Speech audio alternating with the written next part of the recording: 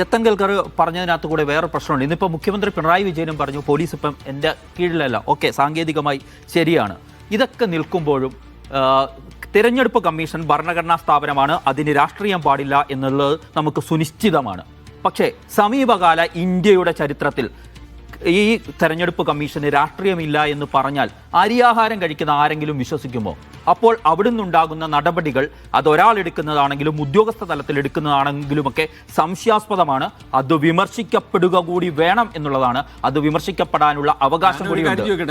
പിന്നെ നമ്മുടെ തെരഞ്ഞെടുപ്പ് കമ്മീഷനെ എത്ര കണ്ട് മുഖ്യമന്ത്രി പിണറായി വിജയൻ ഈ പറയുന്ന കാലഘട്ടത്തിൽ മുഴുവൻ എത്ര കണ്ട് വിമർശിച്ചിട്ടുണ്ട് എന്നുള്ളത് നിങ്ങളും കൂടി ആലോചിക്കണം. വോട്ട് ചോരി എന്ന് പറയുന്ന പിന്നെ രാഹുൽ ഗാന്ധി കൊണ്ടുവന്ന കാര്യങ്ങളോട് ഒരു കാരണവശാലും ഇന്നേ വരെ പ്രതികരിച്ചിട്ടില്ല അദ്ദേഹം.